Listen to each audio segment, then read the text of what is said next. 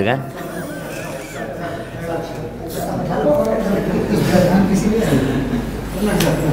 Masya Allah. Segala puji bagi Allah. Salawat dan salam semoga tercurahkan untuk baginda Nabi kita Muhammad alaihi salatu wassalam, keluarga beliau, istri-istri beliau, putra-putri beliau, dan seluruh sahabat Nabi. Semoga Allah meridhai kita bersama mereka. Amma ba'd. Pada kesempatan kali ini ada satu hal yang ingin ana sampaikan. Ana terinspirasi atau dari ucapan Bapak Nizam Baraja, bahwasanya banyak orang-orang yang saat ini muslim tapi berpaham humanis. Bahkan ana nonton beberapa cuplikan video yang mereka mengatakan kemanusiaan di atas agama. Jadi nggak usah bicara tentang agama lagi, sudah kita bicara kemanusiaan sudah. Apakah memang seperti itu, jemaah? Apakah agama ini datang untuk menyengsarakan manusia? Sehingga banyak, apalagi orang-orang ateis berpendapat atau komunis berpendapat agama ini opium yang memabukkan sebenarnya. Maka kalau kita lihat manusia di dalam Al-Quranul Karim, tanpa bimbingan wahyu, dia lebih buruk dari binatang. Kalau dia mengandalkan kemanusiaan dia, maka dia akan jadi lebih buruk dari binatang. Contoh yang ringan di surat At-Tin, kita semua hafal. Apa kata Allah tentang kita ini? Allah mengatakan, laqad khalaqnal insana fi ahsani taqwim. Kata Allah, kami benar-benar telah menciptakan manusia dalam wujud, dalam rupa yang paling sempurna. Nggak ada sudah yang lebih sempurna dari penciptaan manusia. Banyak orang membaca ayat ini untuk mengangkat martabat manusia, tapi dia tidak melanjutkan ke ayat yang selanjutnya. Sehingga dia berpandangan bahwasanya kemanusiaan itu, manusia ini makhluk yang paling hebat, paling super, paling indah, paling baik. Padahal Allah mengatakan, "Tsumma radadnahu asfala safil." Kemudian kami mengembalikan manusia ke tempat yang paling rendah. Kalau bicara asfala safilin, sudah apa tempat yang paling rendah? Neraka Allah Azza wa Jalla yang paling terendah. Kecuali siapa? Illa alladzina amanu wa amilus salihat. Kecuali mereka yang beriman dan beramal soleh. Baru orang-orang ini terangkat derajatnya. Makanya kalau kita lihat Allah Azza wa Jalla kadangkala mensifati manusia ini lebih buruk dari binatang. Allah mengatakan ulaika kal an'am. Mereka seperti binatang ternak yang kita konsumsi, yang kita kendarain. Masya Allah, jazakallah khair. Nah, معلش.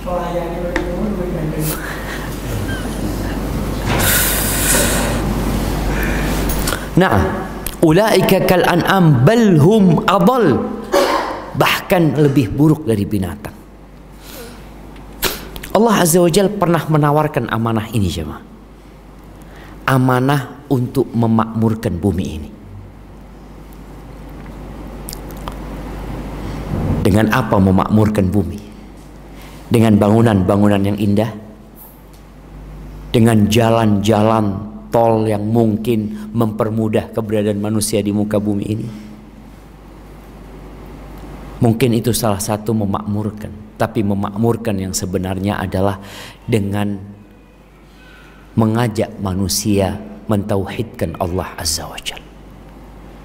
Mengajak manusia ini beribadah kepada Allah Azza wa Jalla. Allah mengatakan inna aradnal amanata 'alas samawat wal ard wal jibal.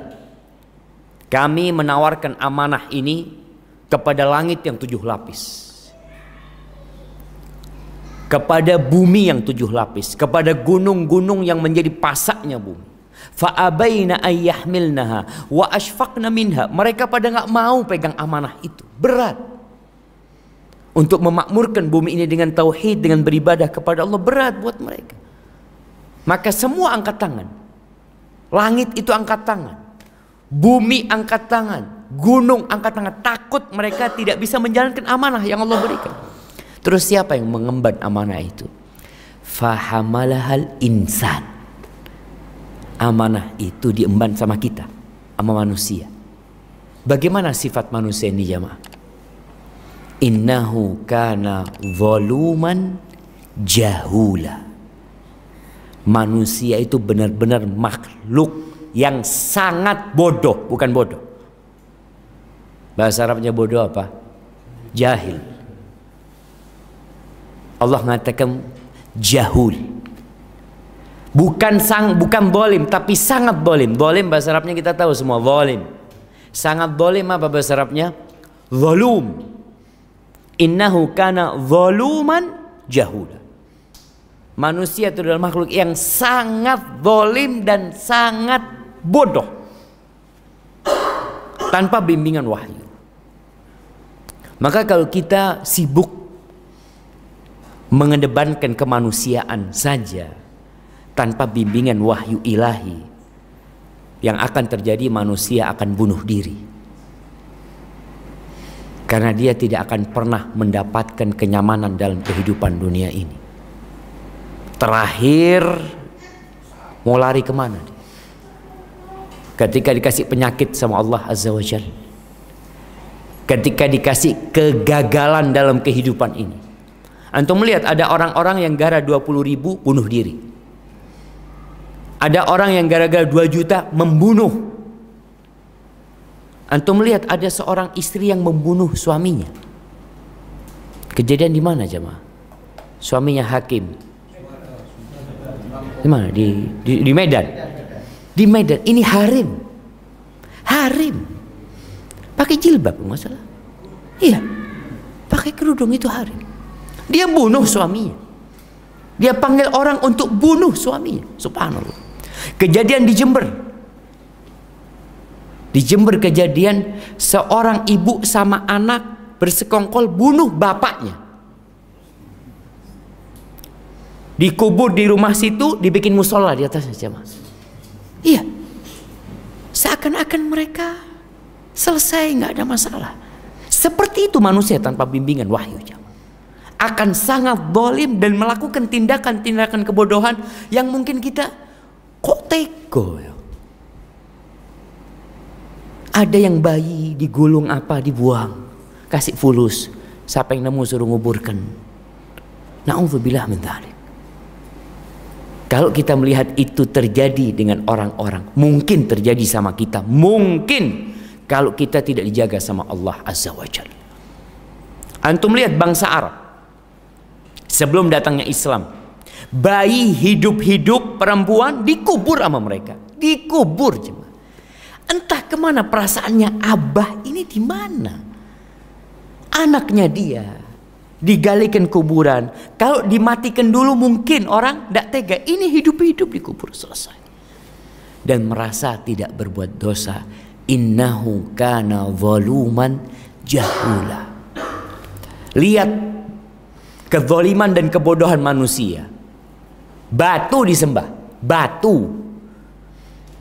Sampai Nabi Ibrahim ketika menghancurkan batu-batu itu, berhala-berhala itu, apa kata Nabi Ibrahim? Inti tanya sama yang paling besar itu, tanya itu, kan kapaknya di sana kata dia. Orang mikir, laqad alimta, engkau tahu Ibrahim mereka nggak bisa bicara. Ya itu nggak bisa bicara kalian sembah. Mereka tahu nggak bisa bicara disembah. Ada orang yang karena kebodohan dia berpikir pagi, siang, malam kerjanya cuma cari fulus. Padahal dia tahu, yakin 100% dia akan mati. Apa ada yang nggak yakin mati jemaah? Semuanya yakin mati. Ahibati fillah, di surat Ma'arij. Di surat Ma'arij, kalau bisa yang punya handphone dibuka handphonenya. Dibuka surat Ma'arij ayat 19. Ya Allah, siapa yang mau baca?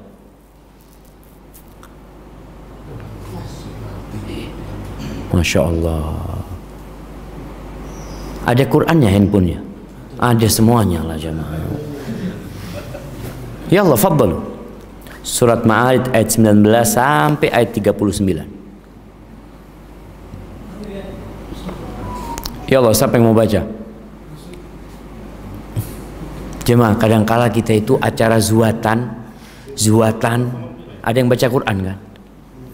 Rata-rata kok bukan jamaah yang baca Quran. Hah? Ente lihat, rata-rata bukan jamaah. Jamaahnya kemana jamaah? Fadal, surat Ma'arij. Nah, fadal, mic-nya kasih. Mic-nya kasih biar dengar semuanya.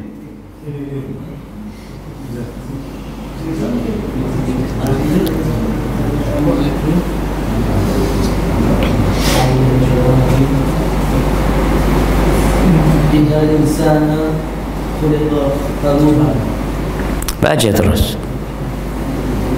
Idza massahu asy-syarru jazu'an wa idza massahu khairu manu'an illa al-musallin. Ya, artinya dibaca.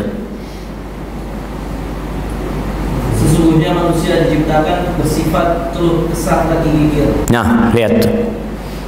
Sifat yang Allah sebutkan manusia ini halua, suka berkeluh kesah. Kalau ngobrol sama suaminya selalu yang susah-susah. Aduh, kita orang punya utang, kita orang ini punya rezeki, tidak cerita dia. Skut. Nah, ketika kena musibah satu kampung tahu semuanya. Kehilangan sesuatu satu kampung tahu semuanya. Tapi dapat nikmat pelit dia. Jangan sampai ada yang pinjam fulus dia. Ini sifat manusia yang Allah sebutkan. Lanjutkan. Apabila ia ditimpa kesusahan, ia berkeluh kesah. Dan apabila ia mendapat kebaikan, ia amat kikir. Itu sifat kita coba. Jadi kita nggak perlu ngomong fulan. Ini sifat kita. Asalnya seperti itu. Berapa banyak nikmat yang Allah berikan kepada kita, tapi kita tidak merasa itu rizki dan nikmat. Kita selalu berpikir rizki itu fulus. Rizki itu bisa jadi wajah yang tampan. Itu rizik minallah. Berapa banyak ada rejal-rejal fulusnya galil, tapi karena wajah tampan, masya Allah, dapat harim yang fulus. Rizik buat dia. Allah yang kasih sama dia. Nggak pernah dia usaha untuk mempercantik atau memperindah wajahnya. Dari mana dia usaha itu? Dia punya dua tangan ini. Ini bukan rizik. Kita baru akan tahu kalau ini rizik ketika antum lihat ada orang patah tangan. Nggak punya tangan antum. Ya Allah, alhamdulillah. Alhamdulillah ya Rabb. Alhamdulillah ya Rabb. Kita lihat orang magrum, akal sehat yang Allah berikan kepada kita. Kita nggak pernah mensyukurinya kadang-kala jamaah. Ketika kita ngelihat orang magrum, jalan kaki, nggak pakai baju, di situ kita sadar, ya Rabb, alhamdulillah, alhamdulillah. Terus kita memuji Allah Azza wa Jalla. Tapi sifat asal manusia yang Allah sebutkan ini seperti ini. Ketika dikasih nikmat bakhil, perhitungannya terlalu ketat. Sampai Nabi SAW pernah berpesan kepada Asma, ya Asma, la tuki fayukillah alaik.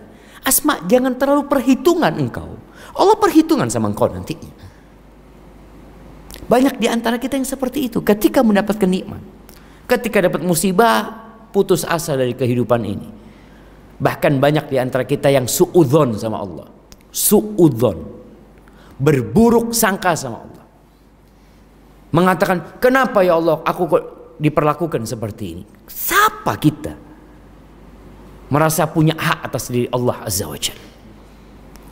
Tapi bagaimana sekarang supaya kita keluar dari sifat dasar yang buruk yang kita miliki ini? Ana merasakan dua sifat ini, ana merasakan. Ada bisikan-bisikan itu kadang-kala. Ketika dapat rezeki, ya, jadi berat kita mau berbagi. Berbagi, tapi kadang-kala sekedarnya. Allah kasih banyak, engkau keluarkan sedikit. Apa yang menyebabkan engkau melakukan itu? Cinta kepada harta. Cinta kepada harta. Maka berusaha kita agar tidak menjadi manusia yang Allah sebutkan ini. Seperti apa? Allah sebutkan. Tafadhal dibaca. Kecuali orang yang Bahasa Arabnya dibaca belum? Masya Allah. Illal musallin alladzina hum ala salatihim daimun. Ya. Artinya? Kecuali orang yang mengerjakan salat, yang mereka itu tetap mengerjakan salatnya. Barakallahu fikum. Ini sifat pertama. Al-Imam Al-Qurtubi dalam tafsirnya ketika mengatakan illal musallin, kecuali orang-orang yang salat, beliau mengatakan ahlut tauhid. Mereka orang-orang yang beriman yang mentauhidkan Allah Azza wa Jalla.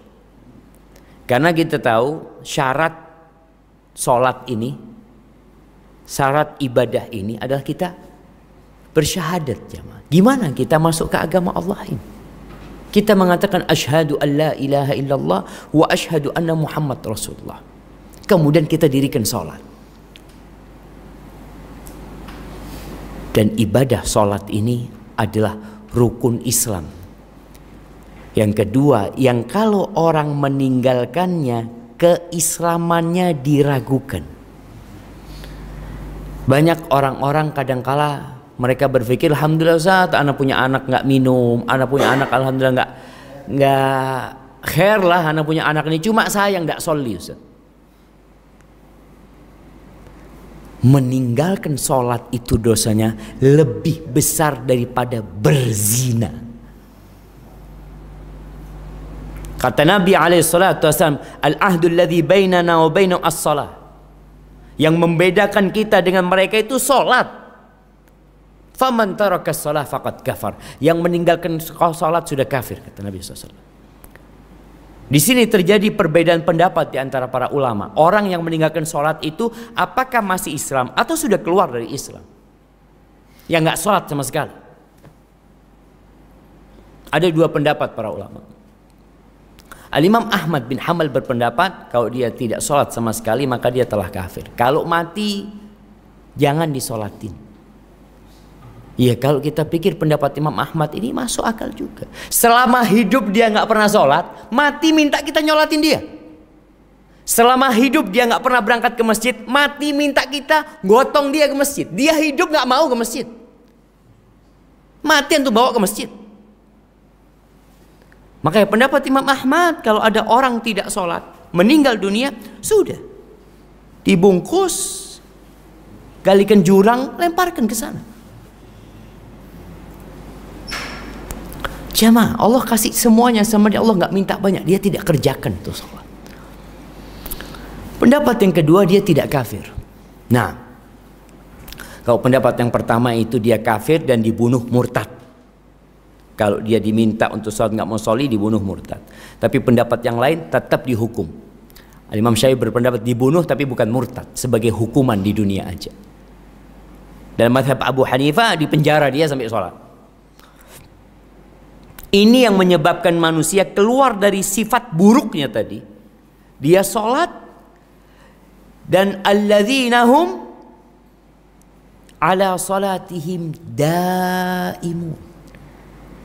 Yang mereka senantiasa melaksanakan sholat, bukan bolong-bolong. Harapan anak kalau jamaah insya Allah semuanya nggak ada yang bolong-bolong. Dulu mungkin dulu Ustaz. Dulu maghrib sama isya. Kadang-kala maghrib doang. Subuh jangan ditanya sudah Ustaz. Tapi kalau sekarang alhamdulillah. Antum yang punya utang, sholatnya dulu ditinggalin, bayar utangnya. Jumhur ulama berpendapat antum harus bayar tuh utang. Antum 10 tahun nggak sholi, hitung tuh berapa sholat yang antum tinggalkan. Berapa sholat jemaah 10 tahun? 5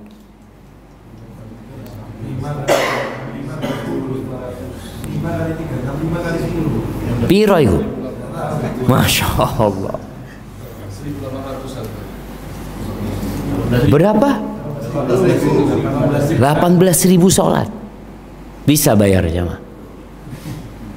Itu pendapat jumhur ulama, harus diqadha. Itu pendapat jumhur ulama. Tapi pendapat sebagai ulama al-muhaqqiqin nggak bisa diqadha, nggak bisa diganti. Gimana mau ganti? Dia meninggalkan sholat dengan sengaja. Nggak ada peluang untuk mengganti dia. Sampai kapan? Sampai mati nggak bisa diganti. Akan ada perhitungan Allah sama dia. Terus yang harus dilakukan apa? Tobat. Taubatan nasuha dan memperbanyak sholat sunnah. Karena kalau pikir antum ganti, antum kan enak. Alhamdulillah anak sudah ganti. Ustaz. Anak nggak soli 2 hari kemana, alhamdulillah anak sudah ganti.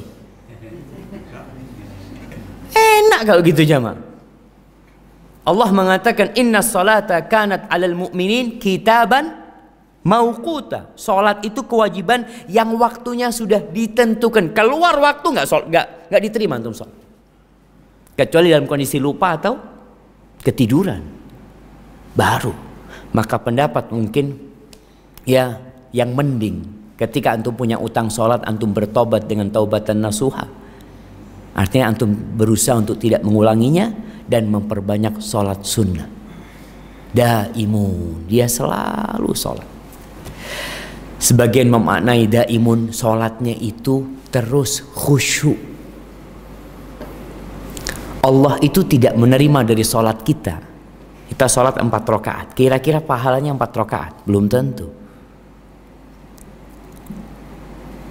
Allah akan menerima salat kita yang akal kita ada dalam salat kita. Walaysa lirrajuli min salatihi lama aqal.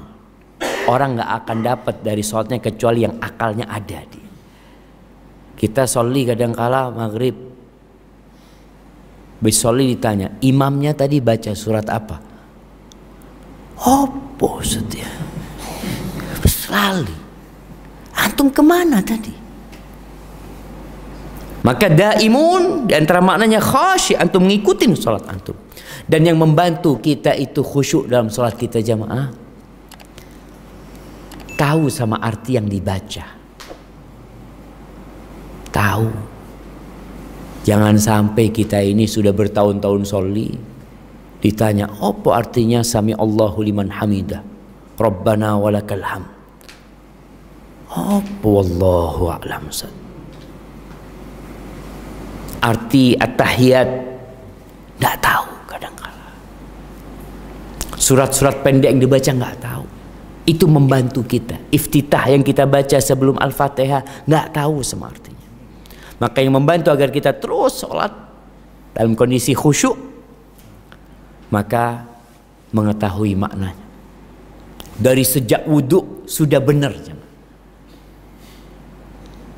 Ada sebagian salafus saleh, kalau nggak salah Ali bin Husain bin Ali Zainal Abidin, ketika dia wudhu yang di sebelahnya ngelihat, malak, ente kenapa kok kuning wajahnya, pucat, kata dia. Dia mengatakan, ana sebentar lagi mau menghadap Allah Azza wa Jalla. Ana ini banyak dosanya, kata dia. Antum gimana kalau antum mau menghadap bos dalam kondisi antum banyak dosa, dan bos tahu antum melakukan kesalahan, antum habis ngambil fulus atau apa, tahu-tahu antum dipanggil sama bos. Gimana kondisi antum? Nih kita akan menghadap Allah yang tahu dengan yang besar, yang kecil dari semua dosa kita. Kita bisa tersenyum dengan orang-orang di sebelah kita karena mereka nggak tahu dengan dosa-dosa kita. Maka dari sejak wudhu tumbuhkan perasaan kita ini mau sholli, mau menghadap Allah Azza wa Jalla. Kita ini mau ngomong Allahu Akbar dan Allah tahu tadi kita habis ngerjain apa. Kemudian lanjut. Alladzina fi amwalihim haqqun ma'lumun lis-sa'ili wal mahrum. Artinya? Dan orang yang dalam hartanya tersedia bagian tertentu bagi orang miskin yang meminta dan orang yang tidak mempunyai apa-apa yang tidak mau meminta. Subhanallah. Tadi hak badan nih. Hak badan kita kasih badan sama Allah. Haknya apa? Sholli. Sehari yang wajib berapa waktu? 5 waktu. Lihat 5 waktu dibanding waktu kerja kita lebih panjang mana coba? Syughul berapa jam kira-kira orang itu? 8 jam. 5 waktu ini berapa jam dikerjakan? Ya kalau satu sholat 5 menit, setengah jam sudah. Itu hak badan kita, nggak banyak Allah minta. Antum syughul 8 jam, datang harus apa? Fingerprint, keluar fingerprint, telat dikit dipotong gajinya. Allah SWT cuma minta setengah jam dari antum, nggak banyak. Itu hak badan. Nanti ada hak lain, yaitu hak harta. Maka Allah sebutkan, walladzina fi amwalihim haqqun ma'lum. Yang di harta mereka, orang ini tahu ada hak. Ini bukan punya anak, ini punya Allah. Allah yang ngasih sama. Dan ternyata dalam harta anak ada haknya orang. Ada haknya orang. Haibati fillah. Kalau bicara hak orang, biasanya kita di bulan Ramadan itu ada orang-orang yang minta hak Allah. Masih ada di Surabaya? Hah? Nah, kalau bicara hak memang sudah Allah tentukan. Ada hak buat mereka yang minta-minta, dan hak buat orang miskin yang tidak minta-minta. Ada 2 orang miskin.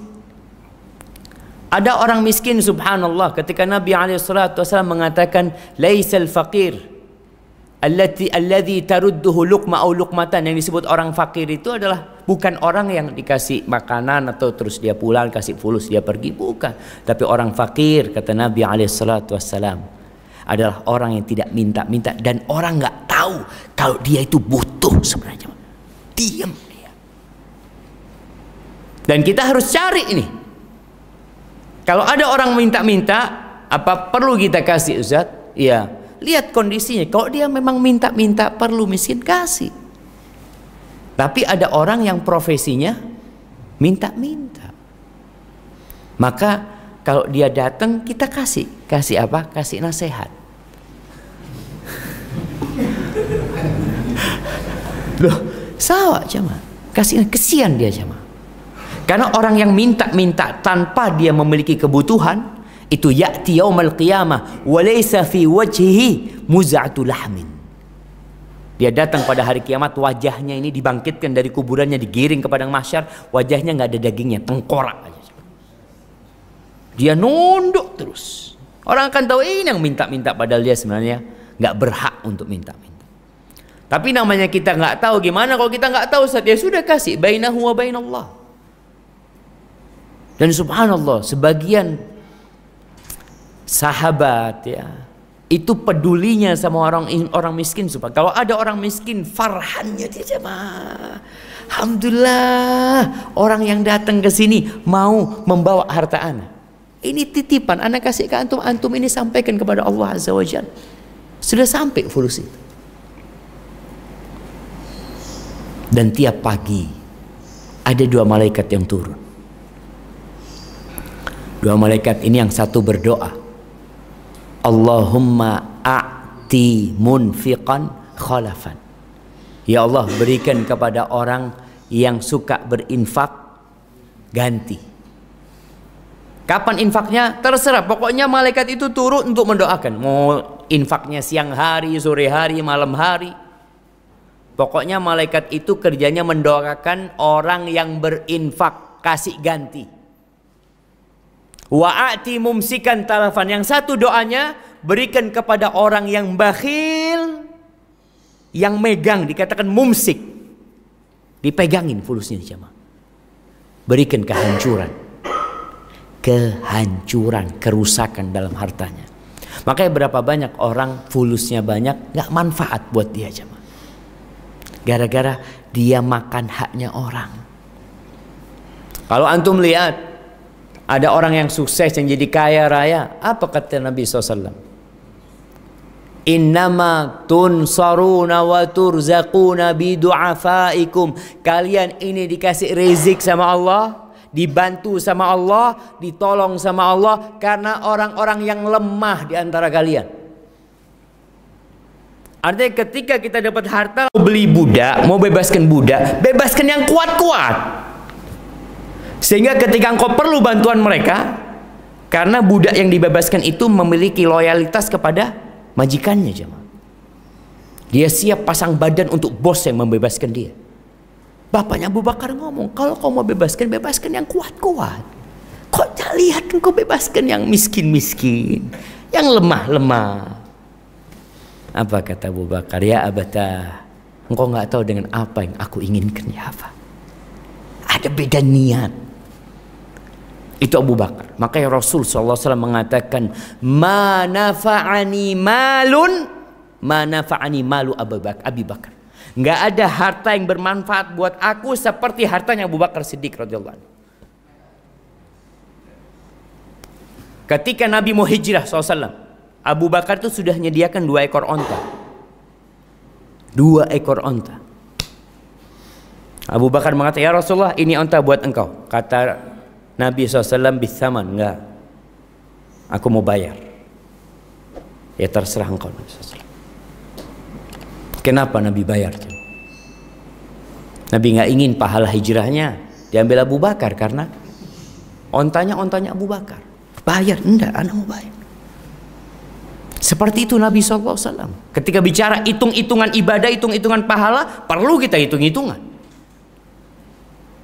Berkaitan dengan harta kita, kita mau dibawa kemana harta ini? Itu ada hak mereka. Ketika Rasul SAW sampai ke kota Mekah, sampai ke kota Madinah, mau bangun masjid, Allahu Akbar. Orang-orang Ansar mengatakan Masjid Nabawi itu, mereka, ya Rasulullah, la natrub samanahu illa minallah. Kami enggak mau minta harganya kecuali sama Allah Azza wa Jalla. Kata Rasul SAW, thaminuni. Berapa harganya? Anak mau bayar. Dibayar sama Nabi SAW. Supaya pahala bangun masjid itu terus mengalir buat Nabi Muhammad SAW sampai hari ini. Nabi itu perlu sama pahala. Jangan akhirnya kita yang punya fulus ini merasa nggak perlu sama pahala. Ketika dapat fulus terus berpikir gimana supaya ini jadi pahala buat anak, supaya anak tidak menjadi orang-orang yang disebutkan suka berkeluh kesah, nggak pernah bersyukur sama Allah Azza wa Jalla. Maka ingat, jadi orang-orang fakir, orang-orang miskin, pedulikan mereka jemaah, khususnya kerabat kita. Makanya kenapa, nah kalau jamaah alhamdulillah, kenapa Nabi SAW itu nyuruh kita belajar nasab? Kenapa jamaah? Apakah suruh agar kita berbangga? Anak gabili, anak gabail, ente, insyaallah. Nabi SAW menyuruh kita belajar nasab untuk satu hal, menyambung silaturrahim. Beliau mengatakan SAW, ta'allamu min ansabikum matasilu bihi arhamukum. Pelajari nasab kalian yang dengannya kalian bisa silaturahim. Maka insya Allah mudah-mudahan semua sudah mengerjakan. Sepupuan, tolong bikin grup. Bikin grup lah. Grup di WhatsApp atau apa, sepupu kita. Anak punya jiddi namanya Hasan Basalama. Kita punya grup semua cucunya Hasan Basalama. Dari Umi juga kita bikin. Paling enggak itu menjadi ajang untuk silaturahim. Ada yang perlu ini, perlu bantuan ini, perlu itu. Kita nggak perlu ke orang lain. Kita sudahlah keluarga ini. Dan kalau antum lihat bagaimana hikmahnya Allah Azza wa Jalla, tidak ada satu keluarga kecuali ada satu yang sukses biasanya. 1, 2 yang sukses. Ini tugasnya adalah mengayomi yang mereka yang susah. Jadi Nabi SAW ketika ditanya tentang bagaimana kita bersedekah, siapa yang paling berhak mendapatkan? Kerabat kita. Orang-orang bertanya kepada Nabi SAW, yas'alunaka madza yunfiqun. Mereka bertanya apa dan kepada siapa kita berinfak. Qul ma anfaqtum min khairin falil walidaini wal aqrabin wal yatama wal masakin wabni sabil. Katakan yang paling berhak mendapatkan kelebihan hartamu itu orang tua. Allah sebutkan falil walidain. Jangan takut kalau antum ngasih orang tua fulus antum berkurang. Kadang-kadang kita yang sudah zuat, sudah mulai perhitungan mau ngasih orang tua. Anak juga punya masa depan Ustaz, anak punya ini tuh subhan falil walidain. Dan Allah akan kasih ganti jemaah. Kita ini sama harta kita milik orang tua kita. Anta wa maluka li abik. Engkau dan hartamu milik bapakmu, kata Nabi SAW. Jadi kalau abah kita datang ke bait kita, ngelihat kita punya motor mamanya, nak abah bawa nak ya. Siap bah. Fadl. Sayaro abahnya datang, nak abah perlu sayaro nak. Fadl bah, fadl. Kita ini sama harta kita milik abah kita aja mah, milik orang tua kita. Kemudian wal aqrabin, kerabat kita. Kita punya kerabat, sepupu kita, ammi kita, keponakan kita. Sebelum kita kasih keluar, pedulikan mereka. Oh fulan ya Allah susah, kirim buat mereka. Wal aqrabin, baru wal yatama, anak-anak yatim, orang-orang miskin, orang-orang yang terputus dalam perjalanan, ya. Itu perintah Allah Azza wa Jalla dalam memberikan nafkah. Jadi ingat, yang pertama sholat, yang kedua sedekah. Terus dia melakukan hal itu. Sampai kapan sedekah? Ya sampai Allah mencabut nyawa kita jemaah. Dan kalau antum cinta sama hartanya, boleh sedekah setelah mati. Ada orang yang terlalu cinta sama hartanya, mau bangun masjid ketika hidup sayang. Maka apa yang boleh dilakukan? Sebelum mati antum bikin wasiat. Ada orang yang hidup bakhil, mati bakhil. Mati antum bakhil, antum sudah mau mati, tulis wasiat, sepertiga hartaku di jalan Allah, wakaf. Bikin di notaris. Karena kalau bikin surat di rumah, nanti sama anaknya, aduh bismillah lah, nggak ada yang tahu. Selesai. Kalau anak-anak kita soleh, enggak insya Allah. Tapi kadang-kala ada anak-anak yang enggak baik, maka bikin yang jelas di notaris, tulis sepertiga. Ini kalau antum cinta sama harta antum. Jadi baru mau sedekah kalau mau mati. Pahalanya sama nggak? Sama. Nggak sama pahalanya. Makanya kata Nabi SAW, afdalus sedekah, sedekah yang termulia itu anta tasaddaq wa anta sahihun syahih ta'malul hayata wa takhshal faqr. Sedekah yang termulia adalah ketika engkau dalam kondisi sehat, engkau masih punya angan-angan tinggi, engkau kepingin ini, kepingin itu sedekah yang terbaik. Tapi jangan sampai kata Nabi SAW, sudah sakit-sakitan baru mengatakan, ya yang sana nanti buat masjid sana, yang itu buat masjid sana. Kenapa nggak dari dulu supaya pahalanya engkau dapat lebih dari dulu? Baik, lanjut.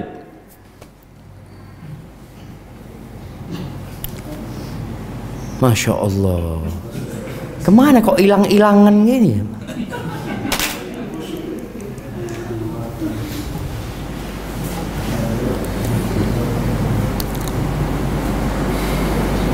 Walladzina yusaddiquna biyawmid din walladzina hum min 'adzabi rabbihim mushfiqun.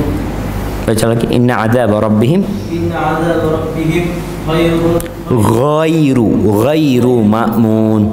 Artinya, dan orang-orang yang mempercayai hari pembalasan dan orang-orang yang takut terhadap azab Tuhannya, karena sesungguhnya azab Tuhan mereka tidak dapat membuat orang merasa aman dari kedatangannya. Barakallahu fikum. Ini beriman dengan hari akhir, jam. Orang itu percaya bahwasanya akan ada hari kebangkitan. Banyak orang-orang yang memiliki pemahaman humanis tadi, mereka nggak percaya kalau akan dibangkitkan dalam kehidupan nanti. Kalaupun mereka percaya semuanya masuk surga. Seakan-akan surga nanti akan ketemu fulan. Seakan-akan dia yang bikin surga dan dia yang menentukan siapa yang masuk surga. Buat mereka masuk surga itu pokoknya baik. Baik gimana? Apakah orang yang menyembah batu dikatakan baik? Apakah orang yang tidak pernah meletakkan keningnya di muka Allah dikatakan baik? Kalau bicara dia suka berbagi, suka menolong, nah, dia hanya baik kepada manusia tapi buruk kepada pencipta langit dan bumi ini. Makanya beriman dengan hari akhir ini menjadi motor yang menggerakkan kita untuk beribadah. Antum lihat ada orang-orang yang sepertiga malam bangun jemaah. Dapat apa dia bangun malam? Capek. Yang lainnya tidur dengan selimut zen. Dia soli. Antum lihat orang-orang yang puasa Senin Kemis dapat apa antum? Karena ada keimanan yang membuat dia melakukan itu, beriman dengan hari akhir. Makanya nanti ketika pembagian rapot pada hari kiamat, orang yang mendapatkan kitab dengan tangan kanannya, apa kata dia? Dia langsung mengatakan, ha'umuqra'u kitabiyah, inni dhanantu anni mulaqin hisabiyah. Aku yakin kalau aku akan dihisab. Yakin aku. Jadi antum sekarang duduk di sini nih, yakin nggak antum nanti duduk ini akan menjadi pemberat amal kebajikan antum pada hari kiamat? Atau sekedar majelis ya enggak loh Ustaz, ana mau isyrab syahi, teh apa? Atau karena keyakinan itu yang membuat kita hadir, melangkahkan kaki, meninggalkan keluarga kita. Azab Allah Azza wa Jal, siapa yang mampu melawan azab Allah Azza wa Jal? Azab di dunia saja manusia nggak mampu. Antum bisa melihat ketika banjir bandang datang, ketika gempa datang, orang mau lari kemana? Lari kemana? Ana melihat sendiri, masya Allah, sekarang ini kita semakin beriman dengan kekuatan Allah Azza wa Jal, semakin beriman. Kita udah beriman. Dulu orang cerita banjir, mobil dibawa sama banjir. Sekarang udah ada videonya, tuh melihat. Orang teriak-teriak, aduh, BMW dibawa banjir. Mau diapain BMW dibawa banjir?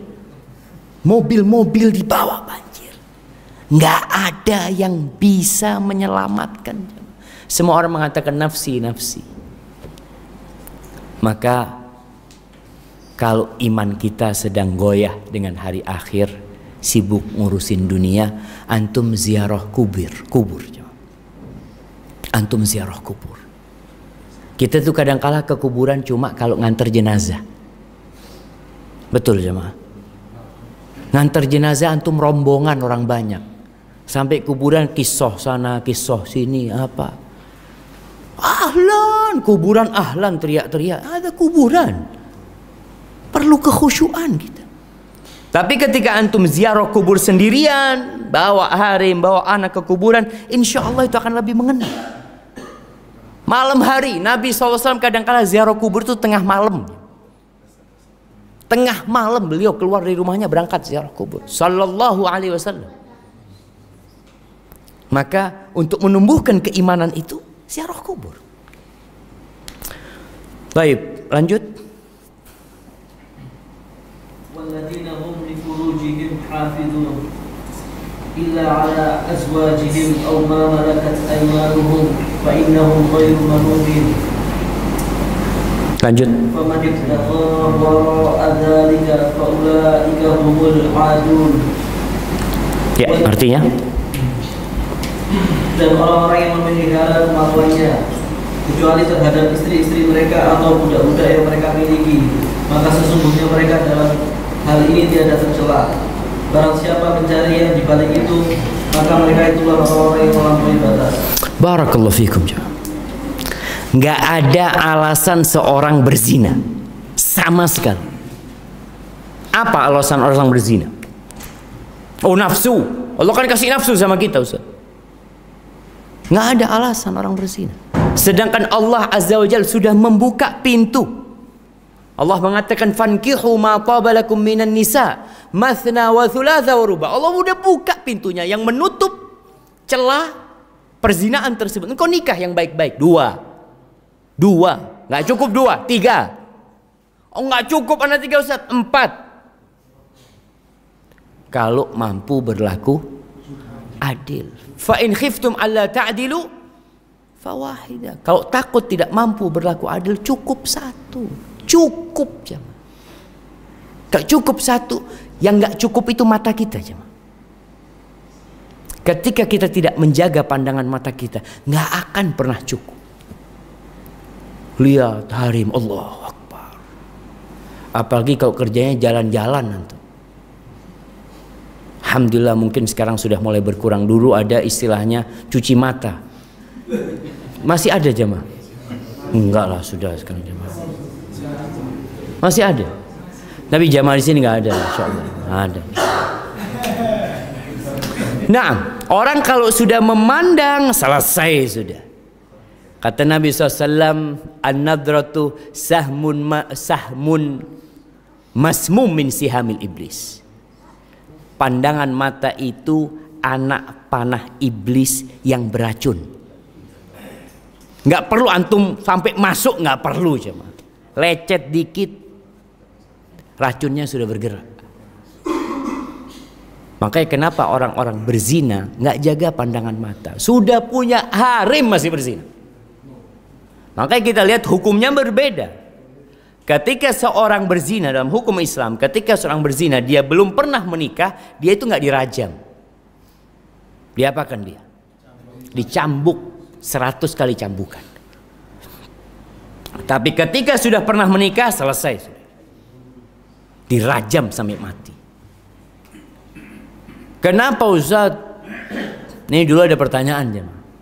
Waktu anak kuliah di Madinah, ada teman dari Afrika tanya, Ustaz, Anda mau tanya, kenapa kalau pencuri dipotong tangannya, kalau orang berzina kok nggak dipotong aja kemaluannya? Siapa yang bisa jawab? Kenapa? Kan dia mencuri dengan tangannya, selesai potong tangan. Kan dia berzina dengan kemaluannya, potong aja kemaluan. Kalau belum nikah nggak bisa. Masya Allah, Masya Allah. Kalau sudah nikah dirajam selesai. Masya Allah, siap. Terus kok dipecut, kok nggak itunya aja yang dipecut? Kalau itu yang dipecut ya nggak bisa lagi. Ini urusan lain. Nah, jamaah Syekh menjelaskan kenapa dia harus dipecut, kenapa dia harus dirajam sampai mati. Karena yang merasakan kenikmatan itu seluruh tubuhnya, bukan hanya kemaluannya.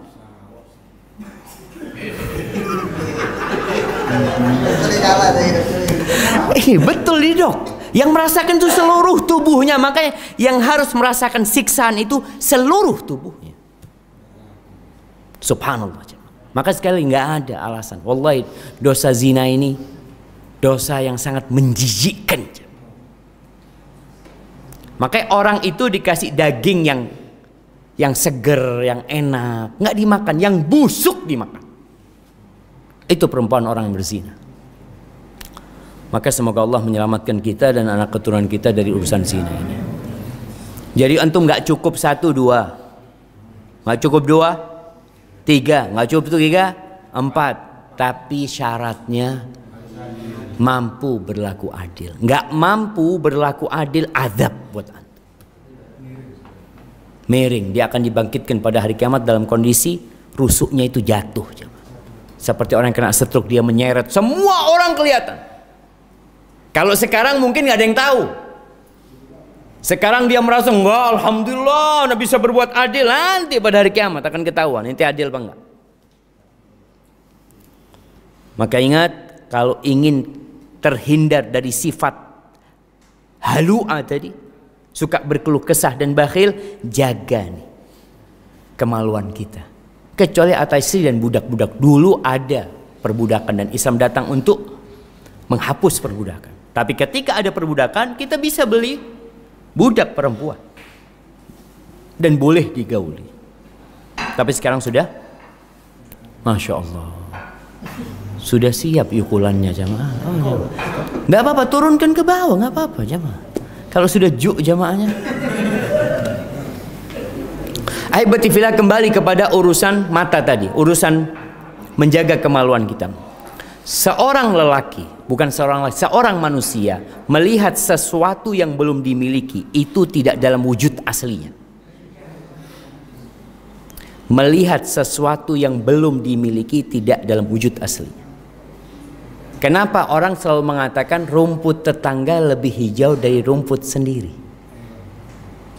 Karena dia belum memiliki. Antum nggak ngelihat tetangga beli Harley umpamanya, Allahu Akbar. Dia datang, antum masya Allah, mabruk, mabruk ya. Setiap dia lewat, antum pandangin terus. Sambil tidur dengar suaranya, rung, rung. Wow, masya Allah. Ketika antum beli, antum punya di rumah antum, berapa kali antum lihat Harley itu? Selesai, taruh di gudang, khalas. Mungkin 7 hari pertama, 2 hari masya Allah dilap jamaah. Habis gitu harim pun seperti itu. Antum awal belum zuat lihat harimnya, masya Allah, masya Allah. Dapat sebulan di rumah antum, biasa-biasa. Tapi ngelihat harimnya tetangga, masya Allah, masya Allah. Karena kita belum memiliki. Makanya kenapa diperintahkan untuk menundukkan pandangan. Kita ditipu dengan pandangan mata kita. Maka Allah katakan wa qul lil mu'minin yaghuddu min absarihim. Katakan kepada orang-orang beriman agar mereka menahan sebagian pandangan mereka, wa yahfadzu furujahum, dan menjaga kemaluan mereka. Semua itu dimulai dari mata. Makanya orang buta itu selamat dari fitnah itu, jangan.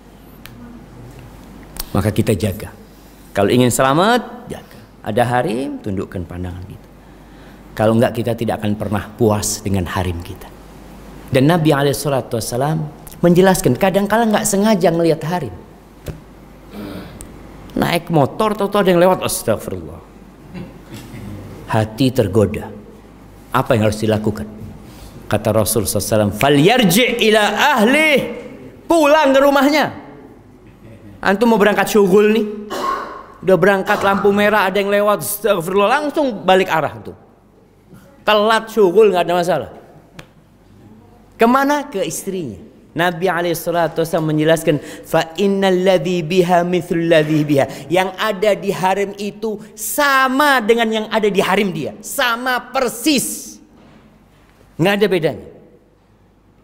Dalam riwayat fa innahu yaruddu dzalika, itu akan menghilangkan tadi yang namanya nafsu hasyat, itu bisa hilang ketika kita menghubungi istri kita. Sampai ada cerita seorang hakim di Sudan yang Anda pernah ceritakan di beberapa kajian. Hakim di Sudan ini lagi mau sidang, entah saksi entar terdakwanya dilihat cantik cuma Jamila. Apa kata hakim ini? Skors. Skors. Pulang dia ke rumahnya. Dikatakan rumahnya mungkin setengah jam. Pulang dia. Sampai rumahnya selesai urusan sama harimnya, balik lagi. Mana lagi? Biasa dia ngeliat harim ini, selesai sudah. Itu obat. Gimana yang belum zuat? Siapa yang belum zuat ini? Masya Allah.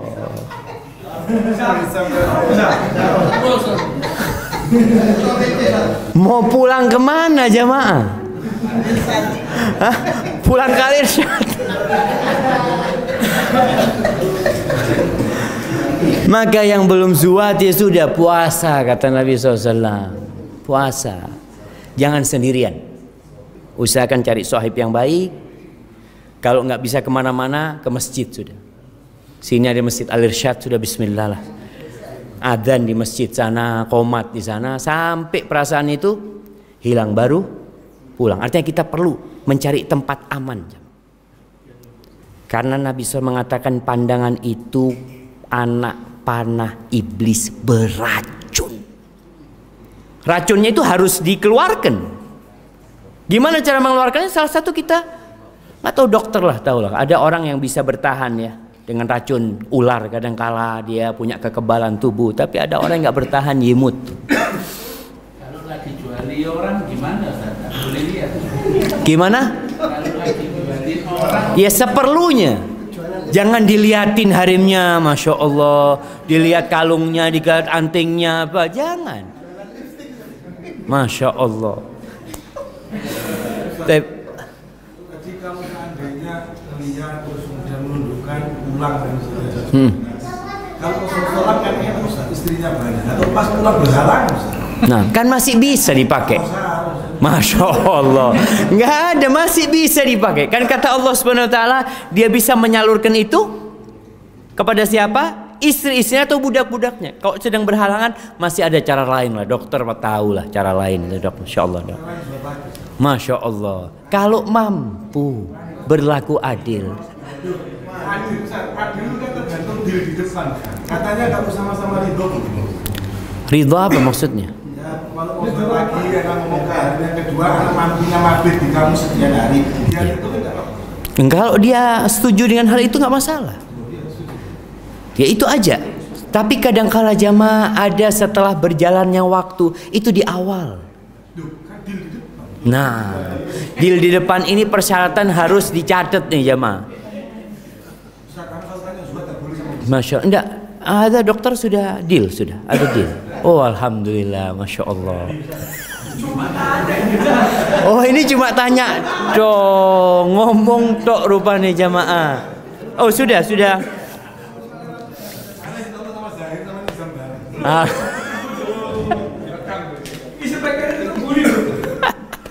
Taib jamaah. Artinya ketika seorang memang merasa nggak cukup dengan satu, dia mau nikah dua, tafadhol. Allah mengatakan, fa in khiftum alla ta'dilu. Allah mengatakan kalau kalian takut tidak mampu berlaku adil, fawahidah. Cukup satu. Karena orang yang menikah lebih dari satu, mau tidak mau, pernikahan itu akan menimbulkan konflik dalam rumah tangganya. Dia harus siap dengan konflik tersebut. Rasul Shallallahu Alaihi Wasallam menghadapi hal itu. Pikirnya rumah tangga Nabi Sallallahu Alaihi Wasallam itu tenang-tenang. Zaat istri-istrinya, berantem mereka. Maka harus sabar ketika seorang berpikir untuk menikah lagi, persiapkan. Dia akan kehilangan mungkin sebagian ketenangan dia karena ngurusin harim yang zaat atau apa. Tapi ada harim-harim yang masya Allah yang menerima sehingga tidak terjadi keributan. Barakallahu fikum. Tapi secara umum nikah lebih dari satu akan menyebabkan adanya ya konflik-konflik. Ada yang besar, ada yang kecil, ada yang badai yang menghancurkan, ada yang cuma angin-angin dulu. Jangan sampai antum menikahi janda menjandakan istri. Akhirnya bukan poligami tapi poliganti. Tetap satu harimnya seperti itu. Baik, lanjut. Walladzina hum bi amanatihim wa ahdihim ra'un. Walladzina hum bi syahadatihim qaimun. Nah, artinya dan orang-orang yang memelihara amanat-amanatnya dipikulnya dan janjinya, dan orang-orang yang memberikan kesaksiannya. Barakallahu fikum jemaah. Ini berkaitan dengan amanah. Allah Subhanahu wa taala menjelaskan orang-orang yang selamat dari sifat halua itu kalau dikasih amanah dijaga. Baik itu urusan agama atau urusan dunia. Urusan agama dikasih amanah jadi imam, dikasih amanah jadi muadzin, dikasih amanah ngurusin zakat, maka jaga itu amanah. Urusan dunia, kerjaan, dikasih pekerjaan, tolong amanah itu dijaga. Dikasih jabatan, dikasih posisi yang baik, akan ditanya amanah tersebut. Jangan sampai menjadi orang munafik yang kalau dikasih amanah khianat. Kemudian disebutkan berkaitan dengan janji-janji, ditepatin janji-janji tersebut. Kemudian berkaitan dengan kesaksian, orang ini memberikan kesaksian dengan benar, tidak melakukan kesaksian palsu. Gara-gara dikasih fulus, dia mau jadi saksi palsu. Maka jaga diri kita, jangan sampai kita makan haram, apalagi urusan syahadatuz zur. Nabi itu benar-benar mewanti-wanti, iyyakum wa syahadatuz zur. Itu termasuk dan palsu. Barakallahu fikum. Baik, lanjut. Walladzina hum 'ala salatihim yuhafizun. Ulaika fi jannatin mukramun. Barakallahu fikum. Dan orang-orang yang memelihara salatnya, mereka itu kekal di surga lagi dimuliakan. Nah, ini orang kalau tadi selalu sholat, kalau di sini menjaga sholatnya, menjaga dari sisi syaratnya dipenuhi, rukunnya, wajibnya. Dari sejak wudhu dia benerin wudhunya, takbiratul ihram benar, kemudian dia berusaha untuk sholat di masjid, dijaga sholatnya. Karena ada orang sholat, selalu sholat. Ada rejal, masya Allah, sholli terus Ustaz. Tapi kok kelihatannya dosa terus jalan ya Ustaz. Kayaknya sholatnya hanya jadi topeng buat dia. Utang nggak bayar. Siapa yang nggak bayar utang jemaah? Angkat tangan jemaah. Bayar semua jemaah. Kok noleh-noleh? Sopo ya, masya Allah. Sholat dia. Alhamdulillah sholat. Tolong diperbaikin sholatnya. Kalau ternyata sholat kita tidak mencegah dari perbuatan keji dan mungkar, tetap kita khianat, janji kita ingkari, maka sepertinya sholat kita perlu dijaga lagi. Kita udah sholat nih, dijaga sholatnya dengan cara belajar sholat yang benar. Antum kapan terakhir belajar sholat? Oh, sejak dulu Ustaz. Baca lagi. Ternyata sholat itu bacaan ruku bukan cuma satu. Kita selama ini hafal bacaan ruku apa? Subhana rabbiyal azimi atau subhana rabbiyal azimi wa bihamdi. Subhanakallahumma wa bihamdika Allahumma gfirli. Allahumma laka raka'tu. Ternyata ada bacaan banyak. Bacaan ketika sujud juga banyak ternyata yang dibaca oleh Nabi sallallahu alaihi wasallam. Kita hanya membaca subhana rabbiyal a'la wa bihamdi atau subhana rabbiyal a'la. Padahal ada bacaan Nabi sallallahu alaihi wasallam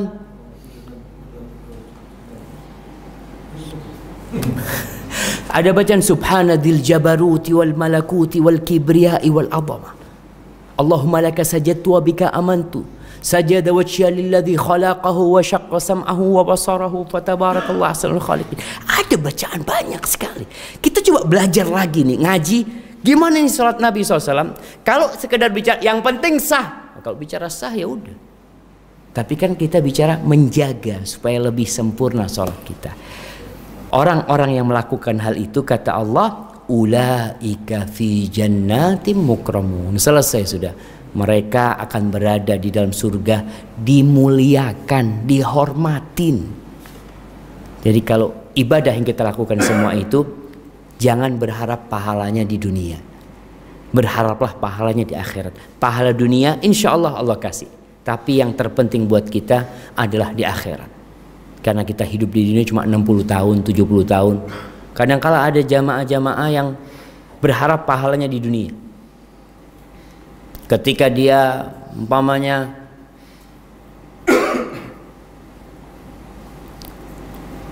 antum pernah dengar kalau orang jodohkan orang itu dapat apa jemaah?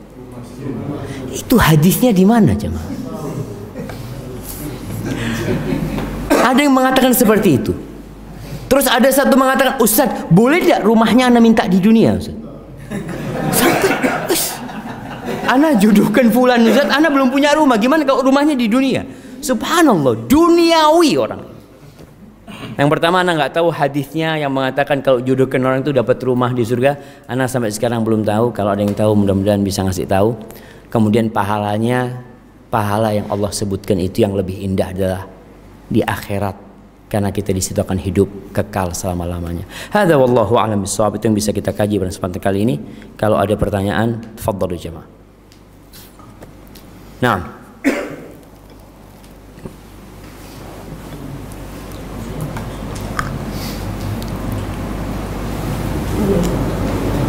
mungkin gorengannya bisa diturunkan, nggak apa-apa, santai jemaah.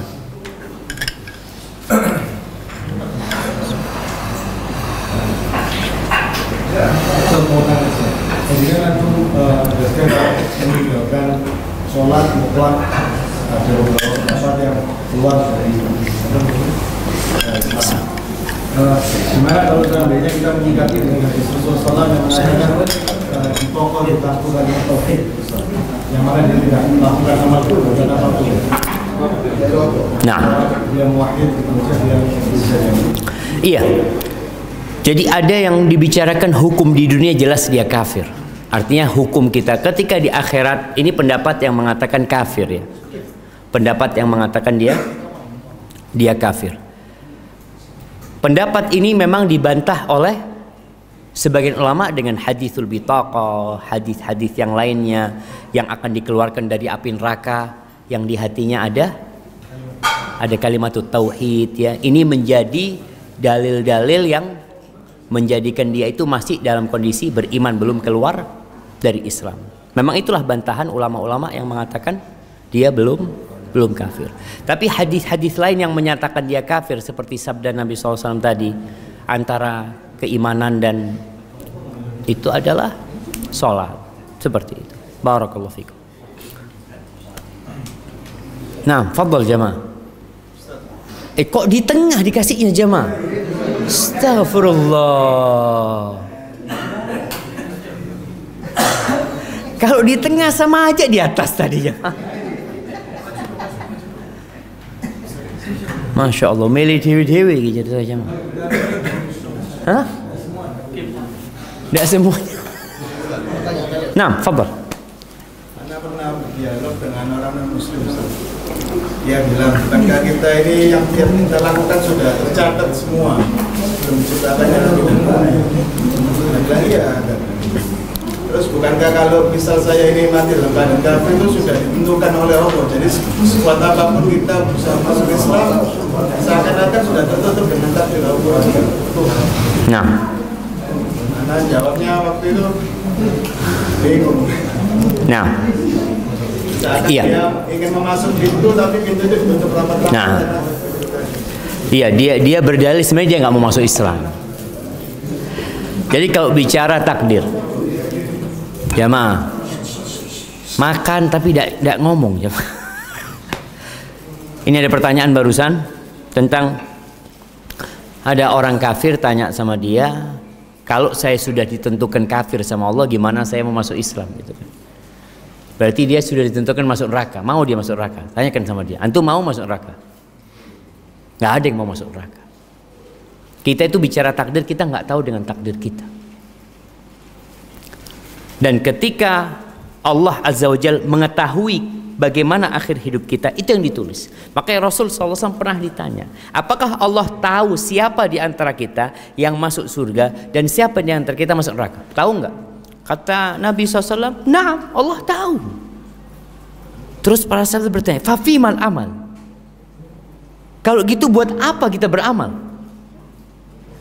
Kok biar aja nanti yang masuk surga, yang masuk neraka. Kata Rasulullah SAW, i'malu fakullun muyassarun lima khuliqa lahu. Kalian beramalah, semua akan dimudahkan sesuai dengan catatan dia. Dia diciptakan untuk apa? Tugas kita menghadapi takdir ini, takdir sesuatu yang kita tidak mengetahuinya, maka beramal. Bapak mau beriman enggak? Tanyakan sama dia. Bapak mau beriman? Oh, saya mau beriman. Ya silahkan syahadat sekarang.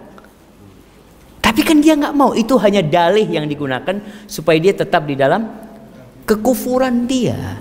Makanya tanya sama dia, Bapak ditakdirkan miskin apa kaya? Kalau bicara tadi masalah surga neraka, sekarang di dunia. Oh, Bapak kenapa bekerja? Kok nggak duduk aja gitu? Kan kalau sudah ditakdirkan kaya, ya datang sendiri fulus. Nggak ada. Tetap harus ada usaha gitu. Maka kadang-kala mereka menggunakan itu untuk tidak mau masuk Islam. Kalau urusan dunia dia kerja, dia syughul. Hadza wallahu a'lam bissawab. Nah, tafadhalu jamaah. Bacaan sebelum Al-Fatihah, doa kita yang benar itu yang apa? Allahumma qadibna ini apa? Semuanya benar. Iya, bukan dua, banyak bacaan Nabi SAW itu. Maka di sini tadi mengingatkan, kalau bisa kira-kira ada 7 bacaan iftitah itu yang dibaca oleh Nabi SAW. Dan kalau kita hafal itu membuat kita, membuat kita jadi lebih konsentrasi sholatnya. Hari ini kita baca Allahumma ba'id, hari besok kita baca subhanakallahumma wa bihamdika wa tabarakasmuka wa ta'ala jadduka, tadi wajjahtu wajhiyah. Jadi ada banyak bacaan yang kalau bisa kita beragam. Itu termasuk sunnah yang macam-macam gitu. Jadi bukan mana yang benar, jadi semuanya benar. Barakallahu fikum. Nah, fadhal. Di fenomena masyarakat tentang nubuat ini Ustaz, bukan larangan belum saja. Ya, nggak apa-apa, bukan. Nggak apa-apa. Kalau satu kurang boleh 2, atau satu bersih boleh 2, 3, 4. Nah, Tapi harus adil. Tapi pertanyaannya sekarang banyak wanita atau istri yang mereka tidak mau dari awal bahwa poligami itu dilakukan oleh suaminya. Nah, itu dia apa Ustaz? Jadi ceritanya belum nemu yang mau dipoligami misalnya ini. Ya, itu fitrah wanita sih. Artinya normal wanita seperti itu, bukan sesuatu yang aneh gitu. Istri-istri Nabi berat di poligami, tapi mereka menerima karena itu menjadi syariat Allah Azza wa Jalla. Aisyah radhiyallahu taala anha waktu Nabi menikah dengan Ummu Salamah sallallahu alaihi wasallam. Dengar nih Aisyah, Nabi nikahin Ummu Salamah. Berita yang tersebar Ummu Salamah ini cantik sekali. Akhirnya Aisyah pakai jilbabnya, kerudungnya ke rumahnya Ummu Salamah. Nggak pernah ngelihat dia Ummu Salamah. Ketika dia datang ngelihat Ummu Salamah, Allah, ternyata Ummu Salamah itu lebih cantik dari omongan orang. Pulang Aisyah ini ketemu sama Hafsah. Ya Hafsah, kata dia, ternyata karena dia takut ada saingannya. Ternyata Ummu Salamah ini lebih cantik daripada omongan orang, kata dia. Kata Hafsah, kau cemburu aja. Coba kau lihat lagi sekarang. Balik lagi Aisyah ini. Dilihat, oh iya kata dia, cantik tapi ya biasalah kata dia. Dia mulai tenang gitu. Artinya perasaan wanita itu, itulah ujian buat wanita menerima hukum Allah Azza wa Jalla. Kita bicara sholat, berat orang sholat itu. Wa innaha lakabiratun illa 'alal khashin, berat melaksanakan, tapi kita kerjakan gitu.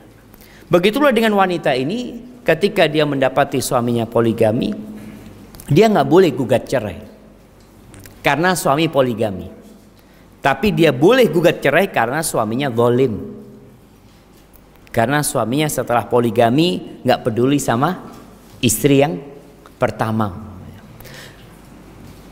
Kemudian mungkin hal ini terjadi di masa sekarang karena memang ada media-media yang menggambarkan poligami ini buruk, sesuatu yang buruk. Di masa Nabi SAW, sahabat itu yang harimnya 2 itu bisa dihitung. Rata-rata 3-4 mereka. Itu biasa gitu. Ketika ada seorang sahabat meninggal dunia, harimnya jadi rebutan sahabat yang lain untuk bantu. Karena janda ini kalau banyak di masyarakat berbahaya. Oh. Jadi ada pemburu janda ini jemaah. Artinya selain kita memberikan nafkah, membantu, itu juga menikahin karena dia perlu ada yang mengayomi dia, dia punya hasrat seperti itu. Insya Allah harapan kita ini dengan ilmu agama yang diajarkan, kemudian media-media dakwah yang tersebar, wanita itu jadi semakin sadar dengan hukum poligami ini. Mungkin kalau sekarang belum familiar, mungkin nanti di anak kita akan jadi familiar. Dulu di waktu jiddi-jiddi kita biasa mereka. Jiddi-jiddi itu harimnya 2, 3, biasa. Tapi kemudian di masa kini berubah hal itu. Maka mudah-mudahan ke depan salah satunya dengan pendidikan agama yang benar. Tapi jangan nunggu. Bisa. Kalau nunggu yang kayak gitu udah zuat-zuat nanti. Mau langsung 2 ini. Akhirnya banyak laki yang memilih untuk zina. Na'udzubillah. Daripada dia harus apa? Zuat lagi. Enggak, tadi yang sebut enggak ada alasan dia. Makanya kadang-kala dia salah pilih istri. Dia harus didik istrinya dengan benar. Banyak rejal cuma kasih fulus sama istrinya. Enggak pernah kasih pendidikan yang baik, enggak pernah dibawa pengajian. Datang bawa harimnya, dengarkan kajian, tumbuhkan keimanannya. Karena ini bicara iman sebenarnya. Lah iman harimnya benar, wala iman suaminya benar. Maka berarti masalahnya di keimanan tadi. Barakallahu fikum. Nah, terus-terusan ini.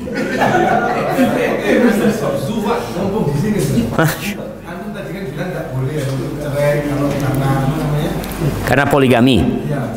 Nah sekarang ini banyak dari akhwat yang ngaji, bahkan akhwat maksudnya ada, dia menuntut cerai suami dengan bawa nama-nama Pak Ustaz.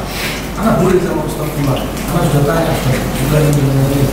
Intinya terakhir dia bawa fatwa-fatwanya para ashabi, gitu loh. Nah, Terus terakhir, akhirnya ketika dia sudah mulai reda emosinya, dia bilang, ya anak nuntut karena memang anak tidak mampu untuk menahan sembuh. Itu gimana? nggak, intinya kalau kita bicara kasus per kasus, mendukung seperti apa maksudnya? Nggak, kalau fatwa para ulama jelas, kalau hanya karena poligami nggak boleh. Tapi karena tadi ada mudorot yang dia dapatkan dari pernikahan suaminya, mudorot yang dia dapatkan dari pernikahan suaminya dengan kezaliman yang dilakukan suaminya, ini baru boleh menuntut. Tapi kalau karena poligami gugat cerai, itu bukan alasan yang syar'i gitu. Karena poligami ini syar'i. Umpamanya dia ngomong, enggak, anak nggak mau. Ini Ustaz, harimnya ini umpamanya bukan wanita baik-baik yang dia bawa. Kalau dia zuat benar Ustaz, ahlan wa sahlan. Masya Allah. Kalau miskin dokternya zaman, Masya Allah. Jadi sudah putus asa dokter ini kayak. Udah putus asa ya? Masih oh.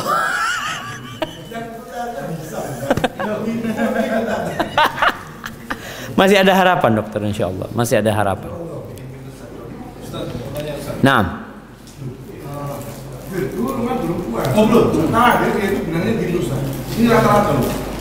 si ente nih, iki dokter sekarang dokter konsultasi orang poligami atau apa? Kok rata-rata kayak gitu ini? Bingung ana. Jadi sekarang buka konsultasi poligami. Ana tahu itunya, enggak yang tadi akhwat-akhwat banyak ini yang dikatakan itu konsultasinya kemana itu gitu loh. Enggak, artinya memang banyak yang tidak menerima, itu banyak.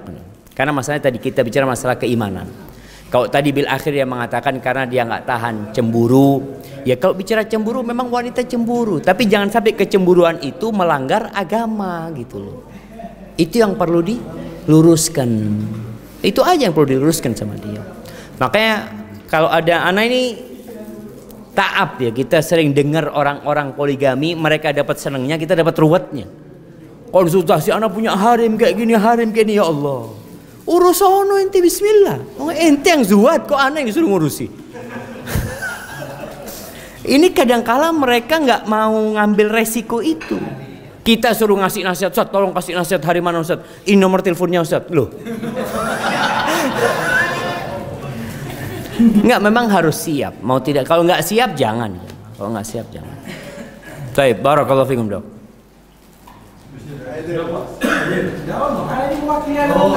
Oh, masya Allah.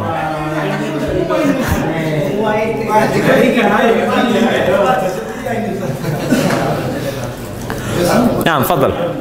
Al-A'raf ayat 2. Ittabi'u ma unzila ilaikum min rabbikum wa la tattabi'u min dunihi awliya'a qalilan ma tadhakkarun. Sangat sedikit kalian mengambil pelajaran dari hal itu yang ayat tadi itu. Apakah memang itu sudah sunatullah, orang itu banyak yang tidak lebih memilih pemimpin yang bukan Allah Ta'ala. Karena di Al-A'raf menyebutkan seperti itu. Apa itu memang sudah dari dulu memang ya apa sih? Iya, kalau bicara kebanyakan manusia nggak benar. Allah sudah sebutkan itu. Aktsarun nas fasiqun zalimun. Itu kebanyakan manusia seperti itu. Makanya kalau kita menjadikan kebanyakan manusia itu tolak ukur kebenaran, ya nggak mungkin seperti itu. Coba antum lihat followernya orang-orang yang nggak benar. Follower ustadz sama follower orang-orang yang nggak benar. Anda lihat followernya Ronaldo itu berapa? Hampir 200 juta itu. Hah? Sudah, Allahu Akbar. Ini salah satunya di sini. Lihat ini.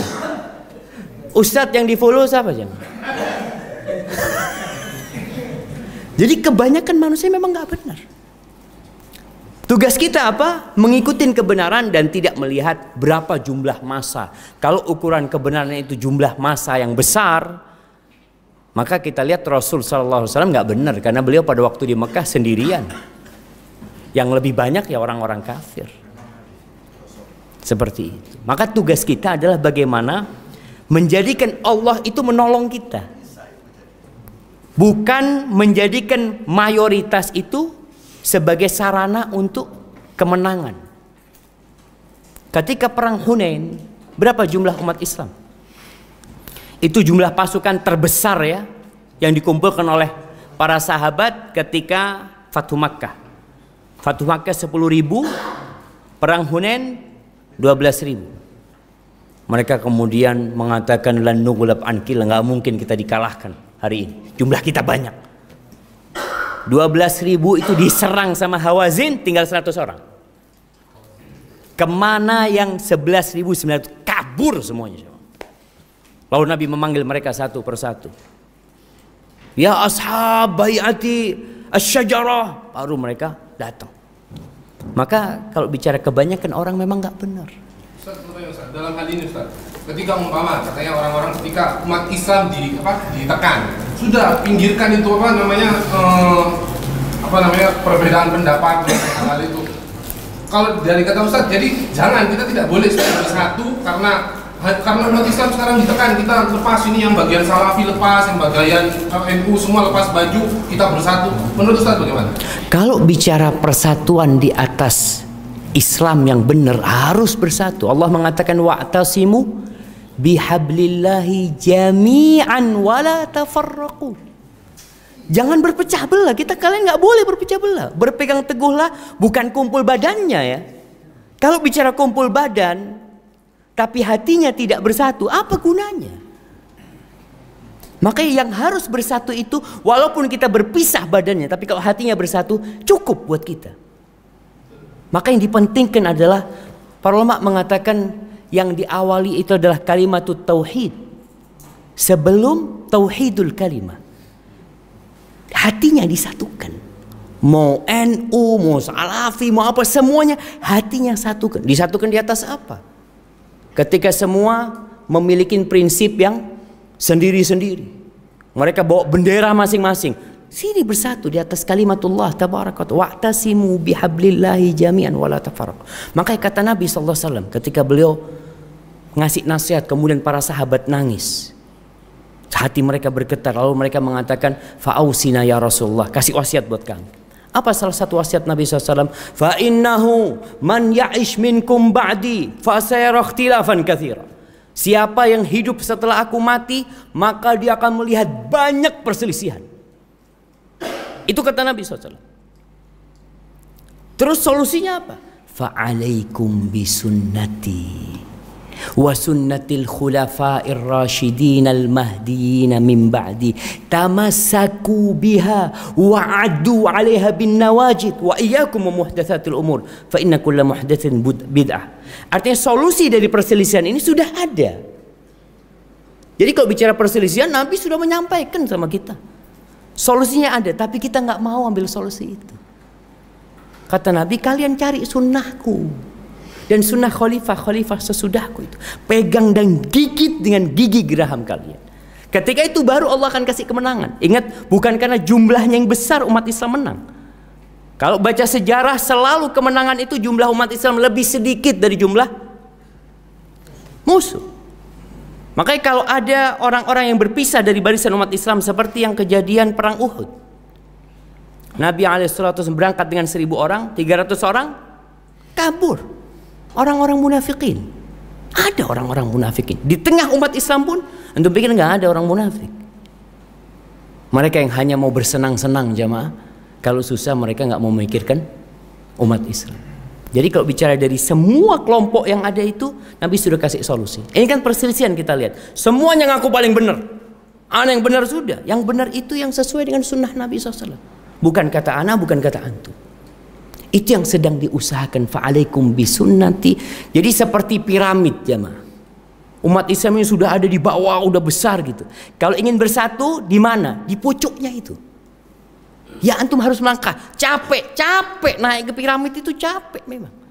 Pegang nanti di sana. Ini yang jadi pegangan kita jamaah. Itu yang perlu dilakukan. Dan dalam menghadapi kondisi yang ada jemaah, kita lihat ya, umat Islam mungkin ya terpecah belah, ditindas, dizolimin.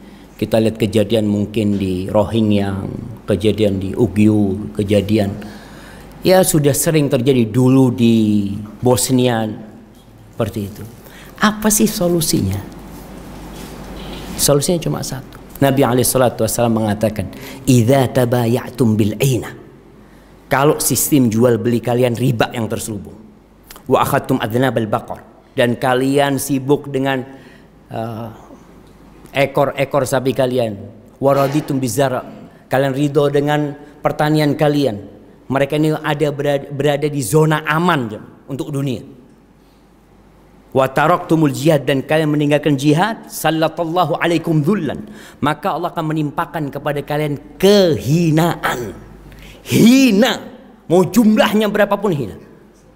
La yanzi'uhu, ingat Allah nggak akan nyabut. Allah tidak akan cabut yang namanya kehinaan atas umat Islam.